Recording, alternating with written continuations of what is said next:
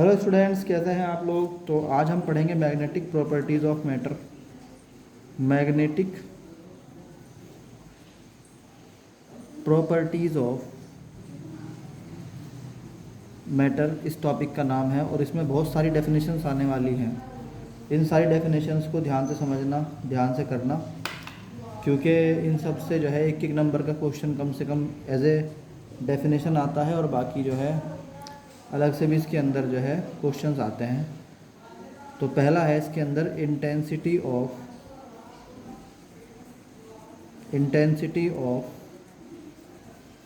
Magnetisation. ठीक है, what is intensity of magnetisation. जब एक मटेरियल को मैग्नेटिक फील्ड में रखा जाता है तो इलेक्ट्रॉन की रोटेशन स्पीड जो है वो एकदम से बढ़ जाती है और उसके कारण मैग्नेटिक मोमेंटम प्रोड्यूस होता है। तो मैग्नेटिक मोमेंटम पर या magnetic dipole momentum per unit volume is called intensity of magnetisation. तो हम कहते हैं, मान लीजिए एक ऑब्जेक्ट है और इसको हमने मैग्नेटिज्म फील्ड में रख दिया। जब मैग्नेटिक फील्ड में रखेंगे तो ये खुद अपने आप में एक मैग्नेट बन जाएगा। और मान लीजिए अगर आपने ऐसे मैग्नेटिक फील्ड में रखा है तो इधर की तरफ इसमें बन जाएगा ऑटोमेटिकली साउथ पोल और इधर बन जाएगा नॉर्थ पोल, क्योंकि यहाँ से नॉर्थ पोल से लाइंस आ रही हैं, साउथ पोल में जा रही हैं। तो इस टुकड़े का, इस मटेरियल का magnetic dipole momentum V M हो गया और इसका वॉल्यूम वी हो गया। तो हम कहते हैं कि व्हेन एन ऑब्जेक्ट या मटेरियल को क्या किया जाता है, kept in an external magnetic field. जब उसको एक्सटर्नल मैग्नेटिक फील्ड में रखा जाता है, देन द मैग्नेटिक डायपोल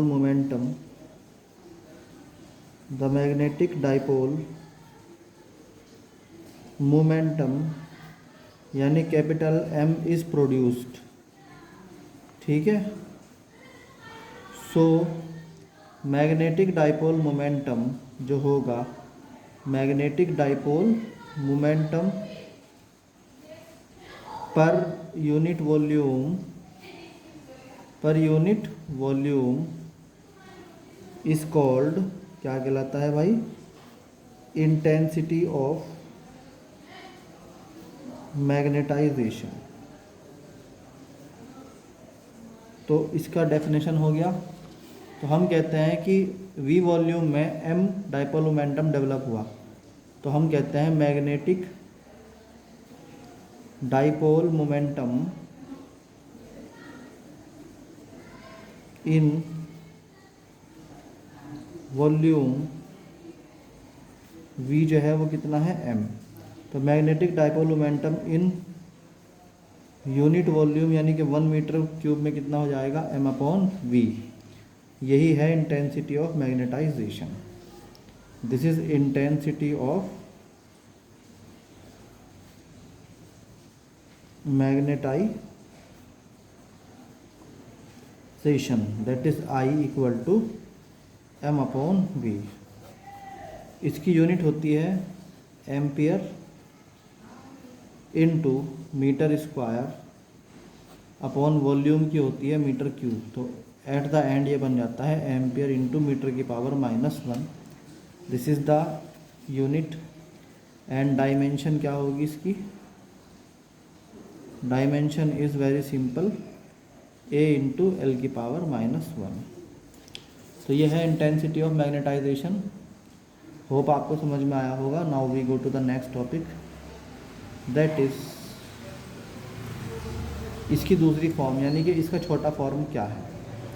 मान लीजिए इसमें जो है आपका जो मैग्नेट बनी है मैग्नेटिक फील्ड में रखने पर, मान लीजिए आयरन का ही पीस है। ऐसे मान लो आयरन के पीस को हमने मैग्नेटिक फील्ड में रखा था और ये आयरन का पीस जो है वो एक नया मैग्नेट बन गया है। साउथ और नॉर्थ पोल इसके अंदर आ गए और इसमें जो पोल स्ट्रेंथ है वो है स्मॉल m और इसकी लेंथ है 12। तो वी कैन से दैट कि अगर इसका एरिया ऑफ क्रॉस सेक्शन जो है इस मैग्नेट का वो कितना है, ए है और इसकी लेंथ कितनी है 12 है, तो हम कह सकते हैं कि भाई कैपिटल एम का फॉर्मूला होता है 2 ml। बताओ होता है कि नहीं होता है, सबको याद है। एंड इसका वॉल्यूम जो होता है वो होता है एरिया इंटू लेंथ, यानी एरिया इंटू 12। तो अगर इस वाले फार्मूले में रखेगा आई वाले में तो हो जाएगा m upon v, that is m का वैल्यू हो गया 2 ml upon a into 2l। 2 से 2 चला गया, l से l चला गया, तो इसका एक फार्मूला और होता है that is m upon a। ये भी आप बता सकते हैं। तो ये इंटेंसिटी ऑफ मैग्नेटाइजेशन है। तो होप आपको ये समझ में आया होगा। Thank you. अब हम इसमें नेक्स्ट टॉपिक पढ़ते हैं दैट इज़ मैग्नेटिक इंटेंसिटी और magnetic field strength. Magnetic intensity को चलो नेक्स्ट लेक्चर में भी ले सकते हैं, यहाँ उसे ख़त्म कर देते हैं हम यहीं पे, उसको नेक्स्ट लेक्चर में लेंगे। Thank you.